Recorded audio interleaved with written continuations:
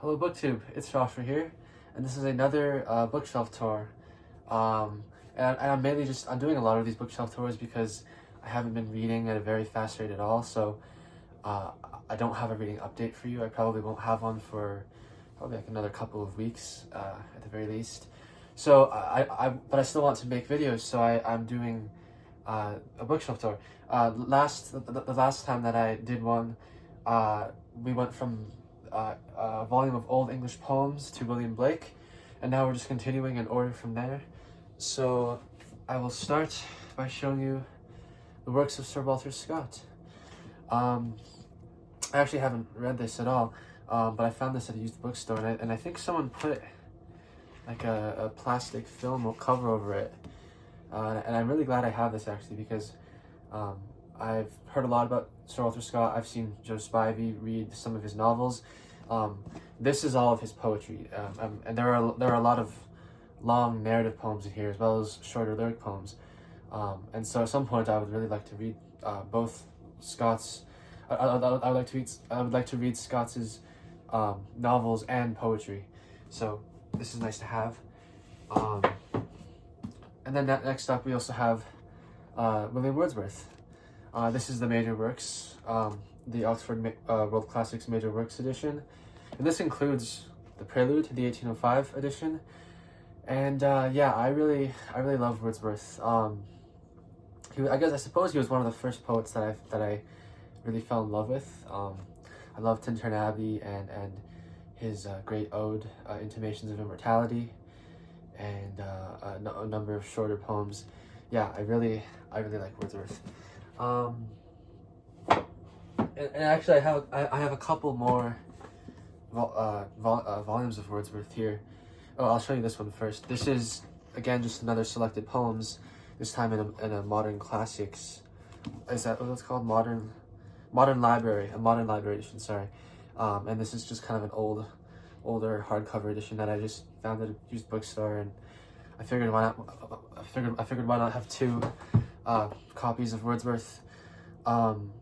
Next up is an edition of the Prelude, a parallel text. So this is his long autobiographical poem, except this edition has both the 1805 edition as well as the 1850 edition, because essentially Wordsworth wrote the poem and finished it by around 1805, around there, but then he never actually released it, and it only got released to the public, I believe, until after he died, around 1850. And so yeah, as time went by, he kept on revising it, and he kept on making little changes here and there.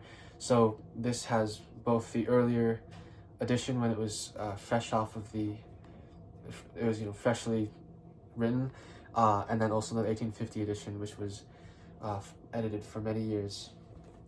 It's nice to have, because you can compare the different changes. Next up is Samuel Taylor Coleridge. This is another major works edition. This volume is really interesting because they actually only give you about 150 or 200 pages of poetry, and then the rest of it is mostly his Biographia Literaria, as it says here, which is actually, I don't know, I haven't read it, but I believe it's a kind of philosophical but also autobiographical account of his development as a poet. I actually don't really know what it's about, but then it also has a bunch of his letters in the back, and I believe a lot of his essays, and so yeah, a big tub of Coleridge as well. Next up is the selected poems by Lord Byron. This is again another just big tub of his poetry. It has everything you could ask for in it. Childe Harold's Pilgrimage, a bunch of his Eastern narrative tales, and yeah, Manfred as well. And yeah, it's pretty much just a bunch of Byron. It doesn't have Don Juan though, because for the Penguin edition they print Don Juan in a completely different paperback copy, and that's what this is here. This is his long poem in ottava rima, and I haven't read it, but yeah, I very much want to read this actually at some point because I've sampled it. I've also read Beppo by Lord Byron, which was also in the same uh, poetic form as Don Juan, and Byron is such a witty writer, a witty poet. So I really want to jump into this. Next up is Percy Bysshe Shelley. This is again the Major Works edition, the Oxford World Classics Major Works edition, and this is, I mean, as usual, you know, a very big, a very full copy of his stuff. It has pretty much everything that he wrote, except for what is it called? It's like a very long poem that he wrote earlier in his career. Lawan and Sithna, that's the one.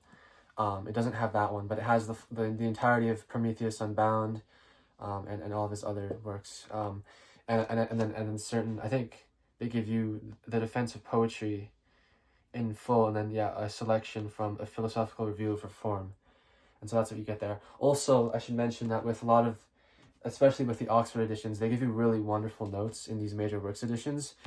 It's all in the back, but it's really easy to navigate because on the top here they say notes to pages, 490 to 494.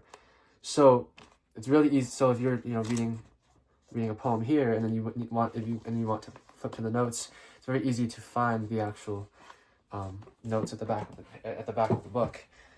So that's kind of why, that's one of the reasons why I really like the Major Works edition.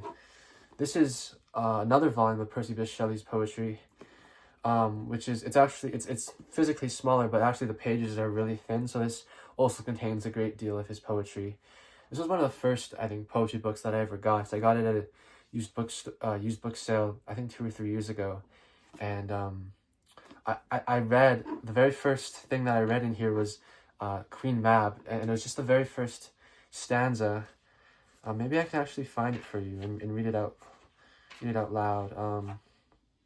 Yeah, this one. Here it is. I'll read you a little excerpt. How wonderful is death, death and his brother's sleep.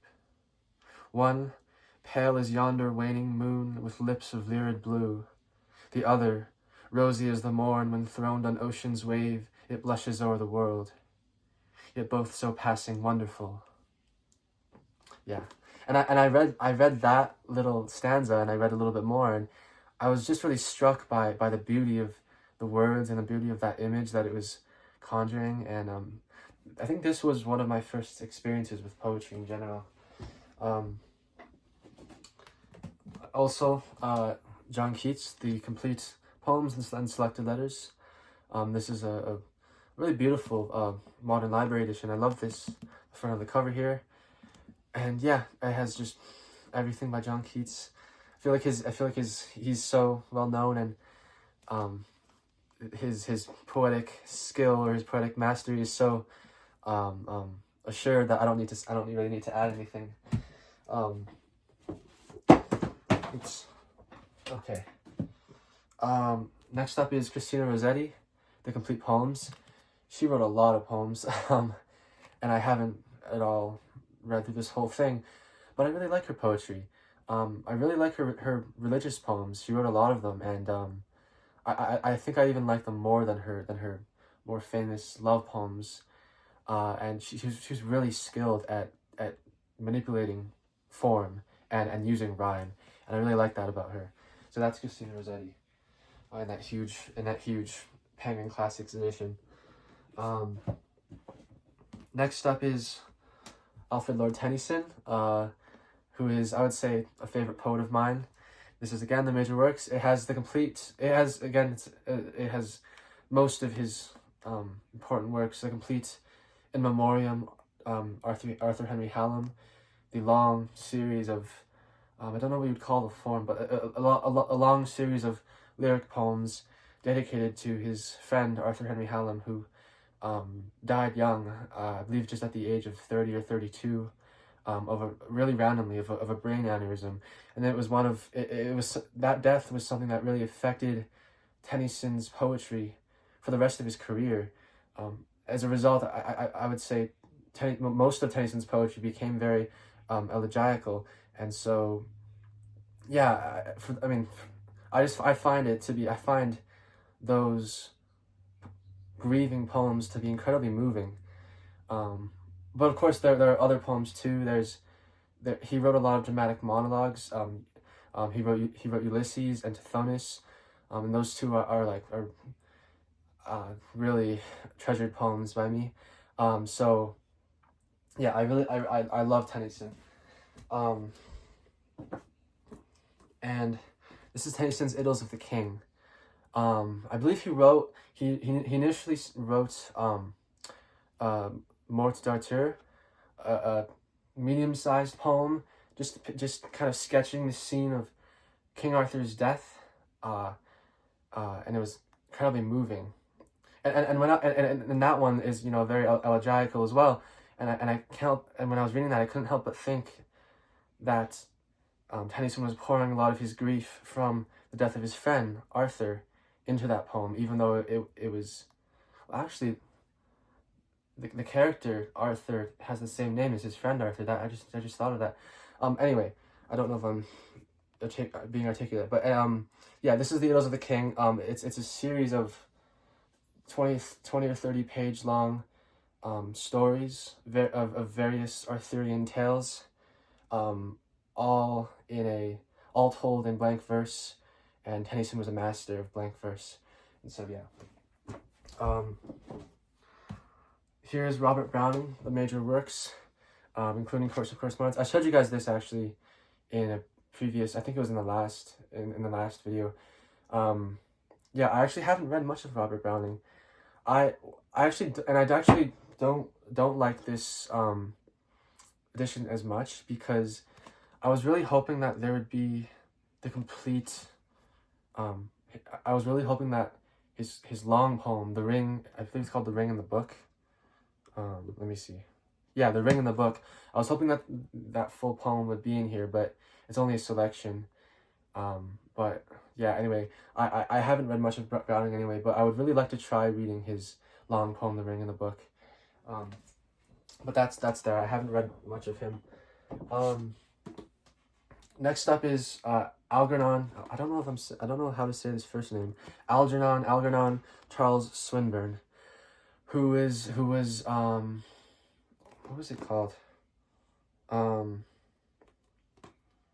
He was part of like a movement in the late Victorian era, the name of which I can't remember, which was also a movement of painters. I don't know if he was also a painter, or if that was Dante Gabriel Rossetti, who was also a painter. But yeah, anyway, a late Victorian poet whose poetry I've sampled and I find to be very beautiful and very just luscious poetry. So yeah. Here's Emily Bronte, the complete poems. I haven't read any of Emily Bronte's actual novels. I haven't read Wuthering Heights yet, but I have read some of her poems, and they are characteristically, well, from what I know of the Brontes in general, they are characteristically dark and melancholy and stormy, and really beautiful and powerful. And lastly, this is A. Housman, A Shropshire Lad and Other Poems. Just really short, compressed lyric poems, often evoking the British countryside, and usually, I think, very melancholy, very nostalgic poems, and really beautiful poems. So yeah, that's A. Housman. And yeah, that's all I have on that level of the shelf.